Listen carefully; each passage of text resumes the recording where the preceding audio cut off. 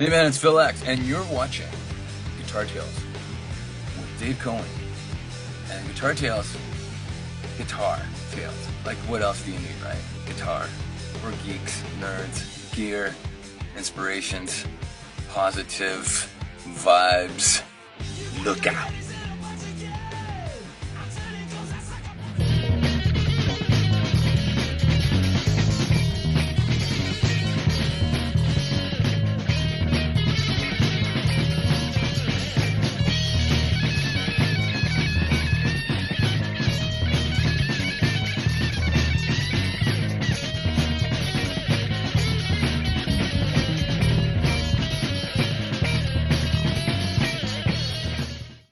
And welcome to a truly special edition of Guitar Tales. My name is Dave Cohen.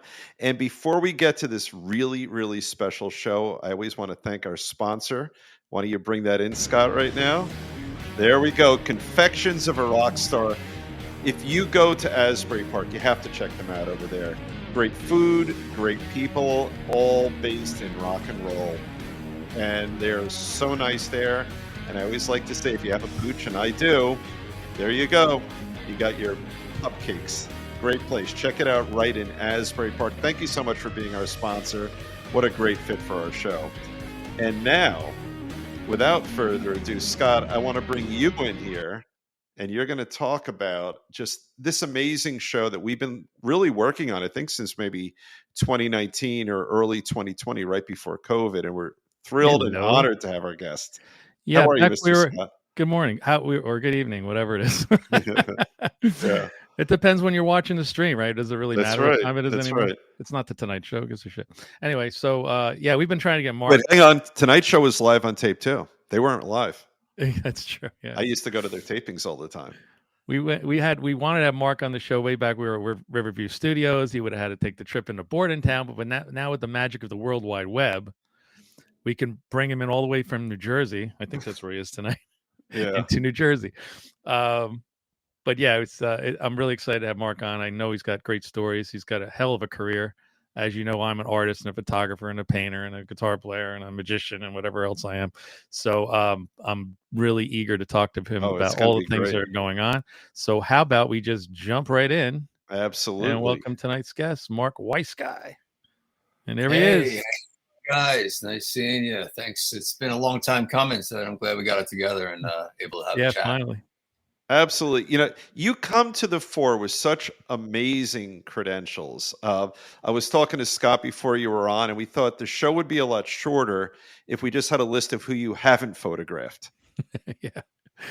He's probably photographed everybody we've had on the show. I know he's photographed Ace. I know he's photographed Rudy Sarzo, who we had on last week. Bumblefoot, maybe? Ron Bumblefoot, I would imagine. Yeah. Who knows? Of course. Yeah, he's a good friend. He's a Jersey guy too. We go and hang every once in a while. We're all Jersey guys. That's yeah, we are. In the early beginnings of the show, when we had to go to the studio, we were only getting people that could drive to Bordentown, New Jersey, right? So that kind of limited our prospects. And then after COVID hit and we stopped doing the studio shows, we went internet-wise, we started bringing people in from all over the world. And our list of guests has really grown. And so I'm glad you're here and you're in your habitat there with all your stuff behind you. You got tons of gold records and tchotchkes from all over the place. Tchotchkes, is that a Jewish word, Dave? Oh, it damn right is. Okay, good. I want to make sure. I grew up in Mattawan. I know a little bit of Yiddish, even though I'm an Italian guy. Dave and I have been friends since we went to high school together about 4 years ago. No, it's before high school. Oh, yeah, middle school. Yeah. When we were Weblos. That's right. We were Weeblos. Weeblos. That's even a worse name. Now, Mark, you're a Mattawan guy, right? I was a Weeblo. I thought it was Weblo, but you know. Maybe I'm wrong. Yeah, I don't know. Yeah. Both names are embarrassing. I lived in Lake Ridge in Mattawan, New Jersey. Oh, okay. I know Lake Ridge very well. I went to Cedar Ridge High School. Now it's called Madison, I think. But I went to Cedar Ridge. That's where I saw my pictures out of my high school locker when I was 16, 17. I had friends over in Lake Ridge. And our vice president's husband was from Lake Ridge. I went to Beaver School. I know that. He went to Temple Shalom with me. I didn't know him, but I got bar mitzvah at Temple Shalom. Me too. Yeah, he would drink. he, he would be pretty inebriated at the bar mitzvahs. Did you have that experience? I don't remember that, but Oh man, maybe. he threw his arm around me and tried to pressure me to go to further Hebrew school afterwards, and he had a pretty You're right. strong arm. Right. Right. He also married me. We shipped him out to Oh, Bucks County. yeah, me too. Me too. Oh really? There you Yeah. go. Yep. And his daughters went to Mattawan High School.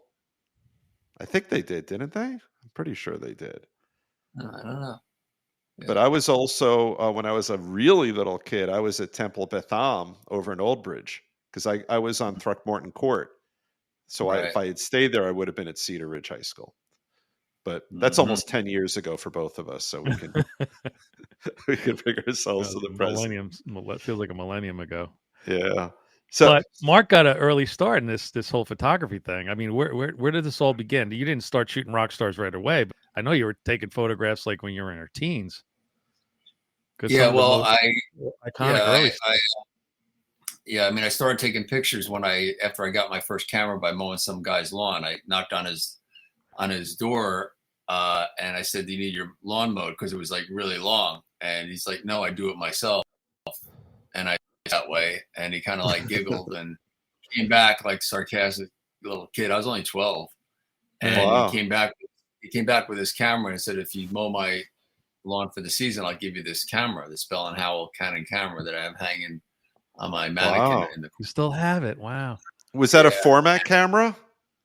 It was just a 35 millimeter. You Oh, crank okay. it, one Yep. frame at a Okay. time. And Yeah. I just thought I was gonna like bring it to the pawn shop down the road and make a couple $100 out of it. Right. A couple months later, after I got the camera, I had a motorcycle accident with my friend, head-on collision. I ended up in the hospital for the summer, and I ended up like kind of bedridden for the whole summer. And I had this camera that I was going to bring to the pawn shop, just sitting on the shelf, looking at me. So I'm like looking at it for, a couple months. I was really like, I got in a bad accident. So then I finally grabbed it, get working at it, and I'm cranking it and I'm opening it up and, trying to do a little research on it. And when I got better, I went and saw my middle school teacher that had a photography class, and I told him I got this camera and I want to, maybe I want to take some photos. So he kind of showed me how to develop film. I went into this dark room, which I thought was very cool. This was during like when they had the the space race was going on. This is like in the late 60s, early 70s. Okay. And were happening, man on the moon, the whole thing.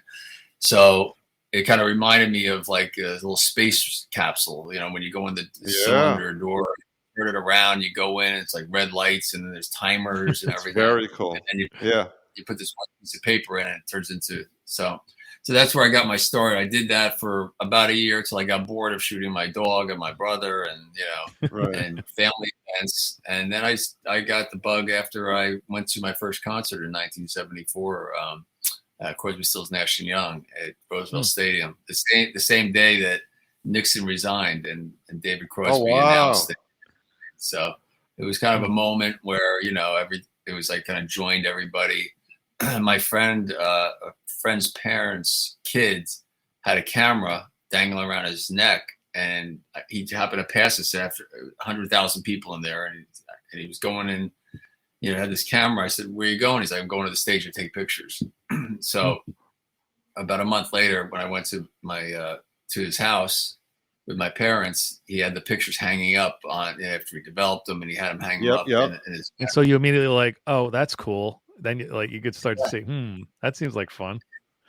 So then the next time I went to a concert was I think it was Elton John on Thanksgiving. I stuck the camera in for the first time, that camera that I got from mowing lawn, and I got some not great pictures, but I actually put the picture in the book, in The Decade That Rocked. So it kind of shows like I was far away and I kind of knew I had to get closer, but I started learning as I did. And that's how. So the point is, you're sort of a self-taught photographer, I guess, in many ways, right? Yeah. A lot of artists, they have it in their DNA. They could see the photograph before it's even taken. they could feel how it's got to be cropped and everything. And then with digital, it's a whole different story. But back in those days, you really had to get the picture right off the bat, or you had to mess around with manually doing it in the darkroom, which was a real pain in the neck in those days. Yeah, there's a lot of pressure. Like, you didn't know if you got it. You had to develop the picture. You don't see it away. Not for a few days or even a week, you wouldn't know. Yeah. Right. Yeah, unless you brought it to the local photomat and they lost your pictures on you. So you never took that chance to have someone else develop your film. I would imagine maybe in the beginning you were developing your own stuff. Right. Well, black and white I always did, except color I would send out to the lab. But color's hard. I had a dark room in the mid to late 70s. In my bedroom, I actually had one. But I couldn't afford a Bessler enlarger, so I got a Bessler lens on a Sears enlarger. So that was all I could pull off. Is there anything Sears did not sell? How the hell did they go out of business? Yeah, it's true. They had guns and cameras and cars and houses you could buy at Sears. What the hell happened? I know. So you do that. You're doing that in high school, right? And you're developing all your own stuff if it's black and white, right? Yeah. No, I would at first I would just go to concerts and I show the people in my class, like, check it out, look what I did, whoa, that's, and then people wanted to buy them, so I said, all right. So I started coming into the high school the next day after a concert, and I would sell them for $1 a piece out of my high school locker, and I kind of got a name for myself. I was kind of like a shy kid. My brother had some health issues, mental health issues. He was when I was like 14, he was 16. He was paranoid schizophrenic, and he was in and out of psychiatric places. And all the attention went to my brother. So my parents, I didn't want to be a burden to them. So I would just be the quiet. I ended up, kind of just retreating and not being, just. I felt sorry for my parents for dealing with this. And so I didn't get the attention from my parents. So I ended up getting it through my photographs. And I kind of just recently figured out why I still like to, take pictures. And even with new bands, doesn't have to be big arena bands. I just like taking photos. I know how to do that pretty good. And I like to show that. And I like to get feedback and make friends that way. And that's beautiful. Do you think you have an eye for future talent or future big celebrity stars that you shot them when they were nobodies, let's say, with the eye that maybe you had a good ear and an eye for talent in the rock world? Well, I can see like charisma, in an artist, that's what and a lot of those bands in the 80s that I shot, let's face it, like they were very charismatic, they bigger than life. Yeah. They were part of the, the format, when the way they dressed, the way they looked, music. And I liked it because it was all came from the 70s, like, from Bowie, Zeppelin, Aerosmith, Kiss, they all kind of morphed into the 80s scene, with Judas Priest and Black Sabbath. And then they all kind of took from the bands that I liked, and the bands that I ended up shooting and becoming arena bands, like the same bands that I liked, because we were from the same cloth, and it made it easy to be friends with them and to kind of, see what I thought looked cool, because I always thought those bands that I just mentioned had a cool image and vibe. I mean, I liked that.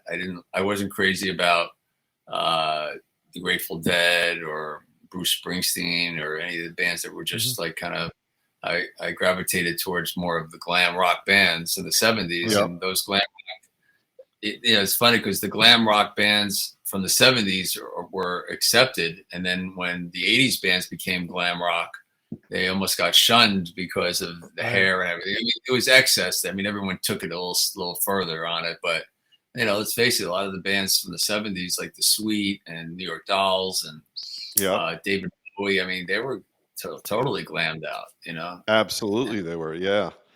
And do you think it was that common ground that you guys had? Because I would imagine to get people comfortable for you to really photograph them in sort of the right way, whatever that may mean, they have to you have to get their trust. And is it because of that common ground that I think they would eventually feel comfortable with you? Well, yeah, that's it. They trust you. I mean, I got thrown into, I mean, I was fortunate enough to get a good break and start working for Circus Magazine in the late 70s as still a teenager, and doing assignments for Van Halen, and kind of grew with them a little bit, but then got big assignments in the very early 80s with like Ozzy, and they just saw this kid, and they kind of, you know, I guess they take to people want to be around people that they think they want to be around. It makes them do their job better. It makes them, they get more out of it. So I was just not a squeaky wheel. I was just very like kind of, you know, want to be a fly on the wall for me to shoot these big artists, you know, Judas Priest, Ozzy, all these bands that were already pretty big. And they gave me the respect because I did work for Circus Magazine as a staff photographer, and they wanted to be in the magazine. So that goes a long way. Yeah. Did they have the Circus have their own studios that you were able to use to shoot, or did you bring them to another studio? No, I would pretty much. I didn't have a studio at that time when I first started doing my cover shoots, so I would bring the studio to the artist. So when I did my first shot Ozzy in 1981, I would bring, you know, background with me and studio lights and set it up in there. And it appeared that I had a studio. In 83, I got my first studio in New York. And then the bands would come to me. And then it depends. It would be backstage. You know, I'd set it up anywhere, wherever I had to do it. Yeah, there's a lot of great iconic backstage shots and live shots too, of the bands you've done over the years, and studio shots. And they all have their different unique flavor. Some of them are very, very ingenious. You know, and you set those up. Like, how the hell did you get Ozzy in a rabbit costume? That was kind of an accident. And the story behind that one was I was actually doing a photo shoot for Faces Magazine, which is the new magazine in 83. And they just released Diary of a Madman. And we thought it would be cute to do a takeoff of Diary of a Mad Housewife. So I love it. So we're going to dress him up like a housewife, which is what we did. The ironing board and everything, yeah. The ironing board, and he ironed Amy, and that's, you know, that's how that was that. But so he came to that photo studio, my photo studio in New York, and he walked in with Sharon and the baby Amy, and said, "What's that over there, Mark?" And I looked over it, and I shared a studio with a commercial photographer, and I looked over there for the first time, and because I didn't even pay attention to it, and it was like a trestle, you know, for flowers for like an Easter scene, and there was this bunny outfit, and I saw it there, and this guy Richard Roy was the photographer, and I just assumed it was his, and he had some kind of silly setup, and so Ozzy looked at it and looked at Sharon and goes, "What's that?" And he looked at me, "What's that for?" I go, what do you mean? I looked, and I said, "That's the photo shoot. That's what we're doing." And he looked at Sharon. He was like, you know, Sharon, you know, like, and she was like, "All right, have fun, boys." And I looked at Sharon. I was like, you know, can I do that? You know? And she goes, "Have fun." And then we went over there. Ozzy was kind of like, you know, couldn't believe he had to do this photo shoot in a bunny outfit. Then once I got him to put it on. I thought he would just like not do it. Once he had it on, he just started hopping around and getting in character. And after I did the shoot, we did the other shots and we did all that, but I didn't show him the pictures because it's like, I can't do anything with these photos. They'll kill me. Wow. You know, it's like, I put the Prince of Darkness bunny outfit in 1983 at the peak of his solo success. Yeah, right. And so I pretty much just put it in the archives, and probably about 20 years later, I pulled it out and I came across it. I forgot all about it. I didn't even show it to Sharon or Ozzy. I don't even know if Sharon even knew I even took them. And I sent it to her on Easter as a joke, and she posted it. So the Easter bunny, the Ozzy bunny, was out of the closet and started like hopping around every year on Easter. And that's great. Last year it was like I don't know, 50 million likes or whatever. Because you Right. know, just every year It's it's like hysterical. millions more. But I always So, thought to myself, how the hell? I mean, listen, I know there were a lot of drugs around back then, but maybe not that many drugs that you can get the Prince of Darkness in a bunny suit. That and is then we absolutely started, fantastic. you know, we started doing a lot of crazy shoots. Like, you know, he shaved his head, and we got him coming out of a cake, and we put like, you know, Mickey Mouse ears on him, like with a balloon. We just did a lot of crazy different shoots, you know, and we just had fun. And you've done some massive, like, iconic album covers over the years too. Never mind the pictures, but just to get album. Who was your first album cover that you were actually that they It actually was, used your photographs for? yeah, it was "Stay Hungry" from Twisted Sister, and that was the Okay. big one. Yeah, once Yeah, that that's a came huge out, one. you know, the record company wanted they figured they wanted a rock photographer to do it, and I think the management wanted, you know, looked at my photo credits in the magazines, and next thing you know, I'm getting a call from management saying they want you to do the cover. And I Wow. just found out later that Dee and the band, they thought I was like a seasoned photographer where I did a lot of album covers under my belt. They didn't know it was my first album cover. You know, they Wow. probably wouldn't even they probably would have said, no, we don't want to use this guy. I mean, you know, does good photos for circus and all that, but this is a concept album, and Right. I Yeah. built that set in my studio. So that was a very you know, they had a specific idea, and yeah, we had to follow. You know, it's like I didn't really know what I was doing. My father was in home construction, so he helped me out. Oh, that's And pretty cool. yeah, so we built this set and got some fake rats and some. And I got that big bone, you know, that was you know, went to the deli. I said, "How much is that bone?" They said, "You could have it." And so the rest is history. Yeah. But people don't realize that, you know, album covers were a really big deal back then. If you're not old enough to remember, like, album covers were, That was you so know, important. oh my God. So Yeah. you either went the artsy fartsy direction where it was like a Yes album cover, right? Yeah. Where all that crazy, you know, drawing and Well, art, and then the photograph way to go, Mm-hmm. you know. So it was like the Right. two schools. They And then were. you had Yeah. fold out records, you know, pictures inside, outside, on the back, on the front. So it was like a big deal. Now it's like, yeah, you stream it and Yeah. the picture's just freaking big. News of the world. That fold out.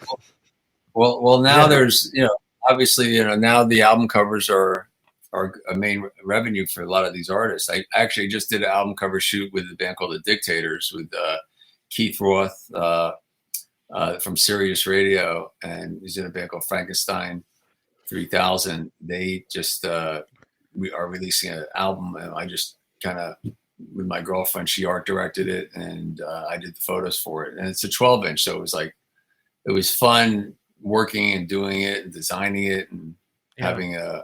having that bit of creativity in there. Yeah, So the vinyl coming is. back, it's making a little bit of a resurgence, but it's, you know, it's not like what it used to be, but it's No. nice that it's coming back It a little is. bit. Yeah.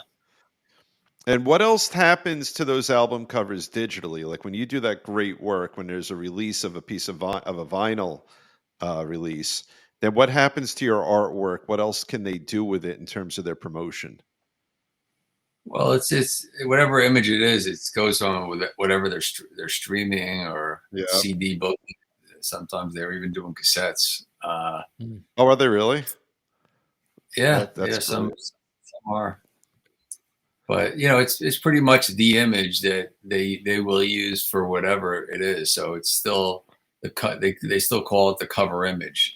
So whether it's on a streaming platform, you know, when Sirius Radio plays the album, that photo pops up Right, on it there. shows up. Right. Yeah, yeah. So it's found a new life, even if it's a little different than it used to be, which is great. Art and photography is everywhere. If you look for it, it's like music, you know. It's just, Yeah, it is. I'm aware of it enough. What some people wouldn't be. But I'll say, oh, that's a cool little song in the background while Mike Rowe is digging a hole on Dirty Jobs. Right.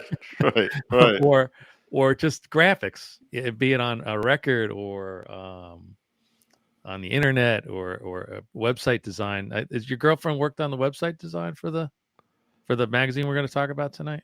Oh yeah, she actually, if it wasn't for her, there wouldn't be a rock magazine. She put it together with in 3 days because we were going on the Monsters of Rock cruise, and I was doing a book signing, but I've done them already, and then we just decided to I came up with the name Rocked, RSCKED, kind of a takeoff of my book, The Decade That Rocked, and I just liked the name. So like, we got to start a magazine, and it was like a week before the cruise, and I found a local publisher or a local printer to print them if we could. They said they could print 100 if we get it by, it's like 4 days. So Mikkel, I started feeding her photographs, and she started laying it out and making it, kind of taking a little bit from Circus, Hit Parader, Cream, and doing the pinups, doing the center. It has this vintage look to it, which I love. Yeah, it looks great.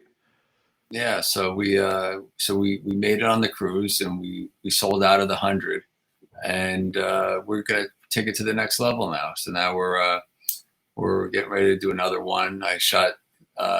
So this one, there was a lot of bands, like it was like Faster Pussycat, Bruce Dickinson, Steve Harris was there from Iron Maiden, Ace Frehley, Winger, a lot of the 80s bands. So what I did was I put them all on the cover, and then we did pinups of all the bands that were there from back in the day. In the 80s. Oh, that looks fantastic. So, Mark, where do you get this magazine? Is this something you have to order online for the website? Yeah, you can get it online at rockmag.com. And each one has like a little story about it. So it's a good startup for the kids that are just kind of learning about 80s rock. It's almost like that, but then you can take your centerfold. Oh, there's our guy. Yeah. So that's awesome. Yeah. Wow, that brings back a lot of memories seeing a magazine like that. Yeah, I love that. So the next issue, we're going to feature a lot of the bands that I've shot. Like this past year, I shot the Rolling Stones. I did Joan Jett, Pat Benatar. So our tagline is where the past is present. And I love that. Yeah. Have past photos, and we're going to have new photos, and we're going to post old interviews from back in the day, and we're going to, get some new interviews too. So it's just going to be a little bit of a mix, and it's not going to be monthly. It's going to be whenever. But really, the goal is to have this magazine in print because, it's our flagship. It's our flagship model. It's always nice to have one. It's collectible. But we're going to build on the social media platform and make that more. With print, you can have 100 pages, 50 pages, but when you have online, you can really just pump in whatever you want. Absolutely. Yeah. So we're looking for photographers and journalists that want to contribute and have a platform for this. So I've mentored a handful of photographers that are going to be contributors, but we're going to be looking for photographers, and we're going to give them their own rocked scene page. So on the website, so they can shoot whoever they want. I mean, I'll be the editor, so I'll decide what the best photos and just put in the very best photos. Not put it like 50 photos of one band. You put 10 up, and we'll do it in format of centerfold and put the rock logo out, and then you can, for subscription, you can download it. So there's a whole bunch of ideas we're going to be doing. And I got a lot of pictures of the Smoking Jackets. My band, the Smoking Jackets, with Tom Janarone. I know you know Tommy. I know that you were at Bar A signing books, and I wanted to come by and say hello. And of course, work got right. We have a lot of mutual friends. How do people find you if they want to get involved? Just go to rockmag.com, and there's an email address, so you can just email us. And Mikkel did all the website development. That's her master on that. She has a ballet bar company called Custom Bars, and she has a manufacturing plant, and she developed a website 13 years ago where it's all driven from the website. So she won awards for her website. She's really talented. It's really good looking. Yeah, so now I'm fortunate enough to have her. We teamed up. It's my girlfriend. She lives with me, and we do everything together. So why not do this rock venture together? She's from Israel, so she's not really. She doesn't know most of the bands that I shot because not a lot of them even went to Israel, and right, he is learned to like them. Like she gave it a chance. Because. She didn't have a choice, but she loves the guys, all my friends. It's like we're always making new friends, and it's just fun. We love doing it, and we're hoping to monetize it, of course. But for now, it's a passion project, and we're going to take it to the next level. And we're going to be I'm actually going to be doing another photo workshop that I did a couple of years ago it was at Monsters on the Mountain in Gatlinburg, Tennessee. And now it's called Music. Now it's called Music on the Mountain. And Joan Jett's headlining, 30 Day Special, Tesla. There's about 30 bands. It's August 24th, 5th, and 6th, I believe, or 23rd, 4th, and 5th. And we're going to do the one workshop on the Saturday, 10 spots only. I did it 2 years ago. And if you go on Mark Weiss Photography Workshop, or if you go to rockmag.com, you'll see it on there. And there's content on my Facebook of all the shoots that we did on the first workshop. So there we go. Perfect. Look at that, Scott. By the way, Scott does all these great graphics for us. He's so good. He's so good. We have to talk about the book. We got to talk about the fabulous book, The Decade That Rocked. I mean, it's an absolute Bible of 80s rock, and that golden age. It was my golden age anyway, the 1970s to 1980s. And the pictures that the pictures that Mark took are just iconic. You've seen them everywhere. Which is a whole other thing I wanted to talk about. Just you get upset when you see your pictures everywhere and you're not really getting credit for it. People, you could lift the picture from anything and put it anywhere you want. Yeah, not really. I mean, I get upset when they make T-shirts and then I got to get my lawyers after them and all. But yeah, that's not good. I don't like when they because I watermark most of the photos, or they are now they've been watermarked, but there's still some out there. I don't like when the fan cuts out the watermark or crops it. That's that they shouldn't do, and they should tag you whenever. So when they do that, that's cool. But a lot of times they're used in a lot of people use them in podcasts, and you can't go after everyone, and it is what it is. But as long as they mention baby, if you're anything like me, any piece of art you do, whether it be music, art, or photography, or a picture, I mean, that's your baby, that's your work, and you're very connected to it. And I know I'd be upset if somebody was using my pictures for any way they wanted to. Yeah, well, it's a compliment too. That's true. That's very true. Here's a little. I got the website loaded up here, so you got really cool. You could buy the book from the website. We have the URL code next to David's head there all day. You could just take the URL, the QR code shot of that.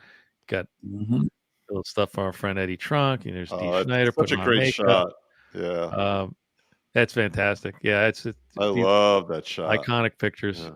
And it's a great book. It's a great gift. You find it just about any place now, but I think if you go to the decadethatrocked.com, you could pick up your copy there. And then and also if you get it from me, I'll sign it to personalize it, and we have different bundles. I have cool bags. I throw in postcards. So yeah, I would say. So go to this right here. See, there's the code right there. Wait, I got a bigger one. Hold on, watch that. Boom. There we go. Wait, I can't do it. I'm dyslexic. There we go. Well, the point is, you can get it. It's a fantastic book. Yeah, it's special. So shooting all these rock stars of yours, any massive mishaps like, I don't know, somebody OD'd at the studio, or you lost your film, or so, I know that as a gigging musician, there's always a horror show gig. that you know something terrible happened over the years? Does anything come to mind? Yeah, one thing, and I do mention it in the book, but I'll tell you the story. So I was shooting Poison in Hollywood, and I spent all day with them, and in the studio in front of this really cool car, you know, like a hot rod. And after I was done, I asked my friend to meet me at Johnny Rockets over in Melrose. And so we met, we parked the car, and he was going to take me to the airport afterwards because I had a flight that like maybe a few hours later. Right. And then I had the film with me, and I was like, what's going to be safer, with me or in the car? And I had the equipment in the car, but the film is what I really cared about. You know what I mean? Like, let them take my cameras, but don't take the film. And I just, for some reason, I opted to take the bag with me to Johnny Rockets. And as we got out, the car parked. It was busy. It was daylight. The car stopped in front. A couple guys got out. Another car, like a couple guys got out of another car, and next thing you know, we're surrounded by like 6 guys and with guns. Wow. And you know, we got out of a really nice car. We were dressed nice, I guess, and you know, they started pistol whipping my friend, and I was a little younger, and he's like, you know, give me your money or give me your wallet. I you know, just take whatever you want. Meanwhile, they took my plane ticket, my wallet, and they took the bag of film with all the film in it.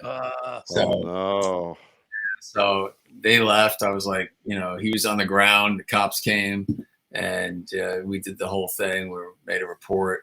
I told them, I said, look, they got my film. What can we do? So the police said you should put a reward and put it out to the sanitation people. So if they get, because they said they probably saw it, they saw it was just film, and they probably threw it in one of those big, you know, dumpsters. Well, they never found it, you know. So that was really, I called Brett up after I told him what happened, and I said, I'm sorry. He goes, what do you mean? You know, are you okay? You know, I said, yeah, I'm okay. My friend's not, but you know, I'm okay. Wow. So they got me another plane ticket. You know, I stayed over, and then that was it. And I thought I'd never hear from them again. But I mean, I did one of their first photo shoots back in '86, and we became friends since. And I photographed all their video shoots, and you know, I got them in a lot of the magazines early in the day. So we had a good relationship.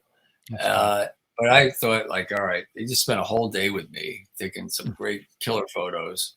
And this is, I don't know what it's going to be used for, but it was Flesh and Blood was the next record. And we shot them, and they were very glammed out during that shoot. And then I got a call like 6 months later from them saying, hey, we want you to do the back cover. We want to do a very like more not you know, no hairspray, you know, just glammy, very like, no glammy, and we want you to come up and do it. So I went up they flew me to Vancouver, and we did the shoot, just street clothes, and that was like the sign of the times. Then this was after Guns N' Roses, '89. Everyone was kind of wearing jeans again, and starting to calm down a little bit on the big hair and makeup stuff. Yeah. So that it's like that shoot was almost, you know, in a way it's good that it didn't come out because they weren't pursuing that image anymore, and those pictures would have like it might have hurt them really. It might have been a few steps back for them. Yeah. So in hindsight, it worked out, and Did your friend come out okay? Was he okay after all that? Yeah, he was all right. Yeah, very traumatizing. My goodness. Yeah, it's crazy. Pistol whip. That's bad. Wow.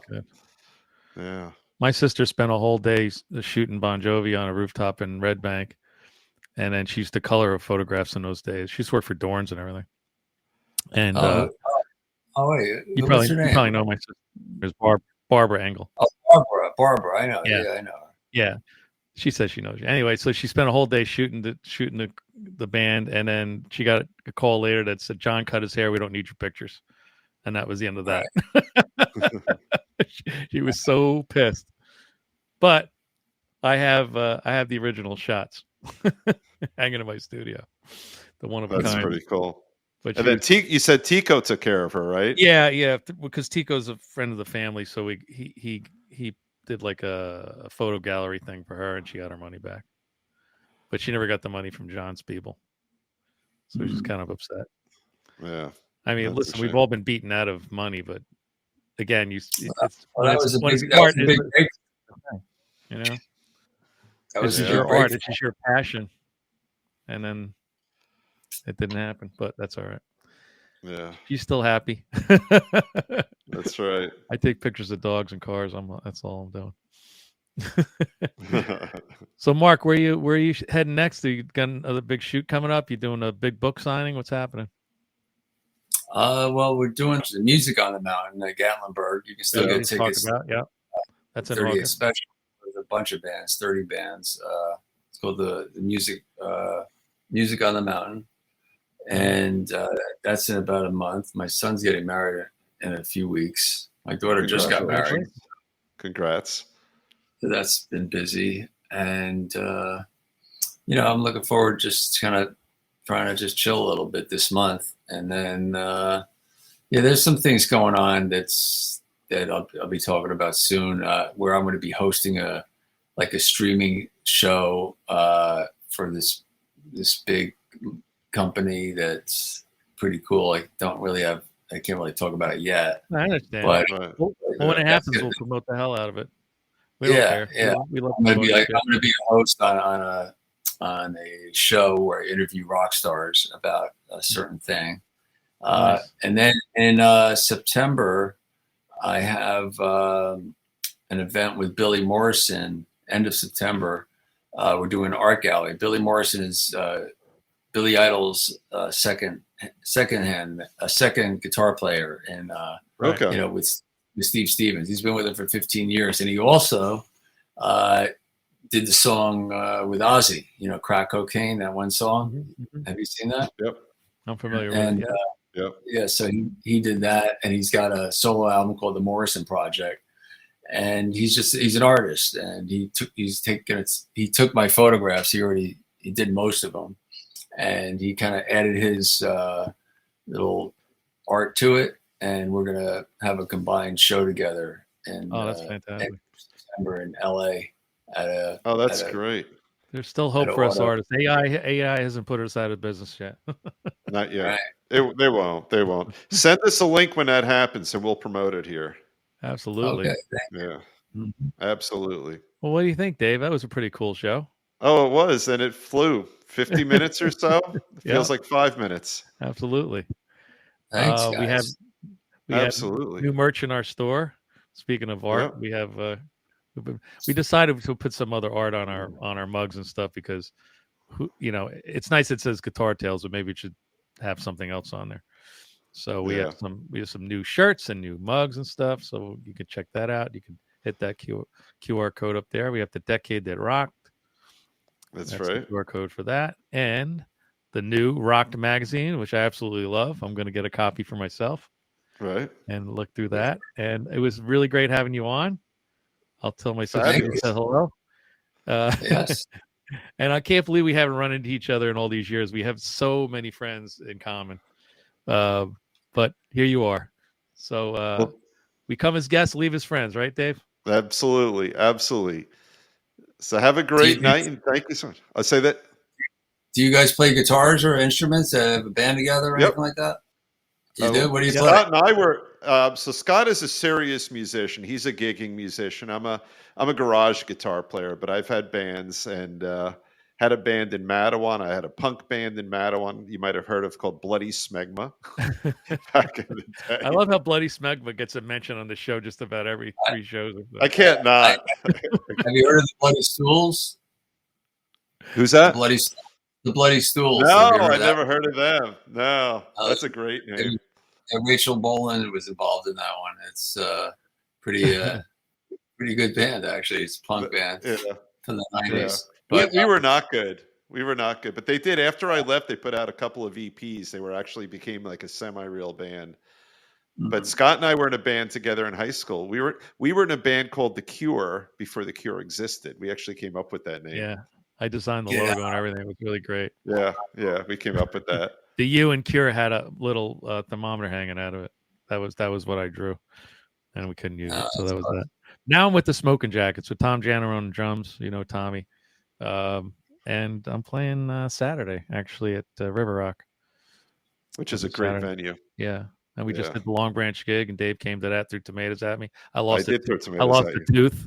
Thank God I didn't swallow it. I just got to put back in today. Well, let me know when you're playing in the area. Yes, sir. I would love to see you in person. You could take pictures of me. There you go. I play kazoo and all kinds of stuff. And I took a page out of Steve Stevens' book. I used the toy ray gun for Rebel Yell, and I'm working on a guitar that smokes and shoots fire now for Halloween. Really? Scott's a very gifted guitar player. He's Thank you. very good. Yeah. So I'm trying some new gimmicks and stuff. So why don't we have Bumblefoot take us out again? Because I love his version of Star Wars. That's the theme to Star Wars. And we'll see you guys next time. We got some great shows lined up.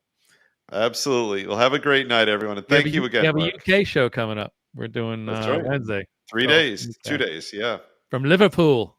That's right. I wonder if anybody else was from Liverpool comes to mind. I don't know. Beatles, maybe. All right. Have a good night, everybody. All right. Take care. Have a good and you're watching Guitar Tales.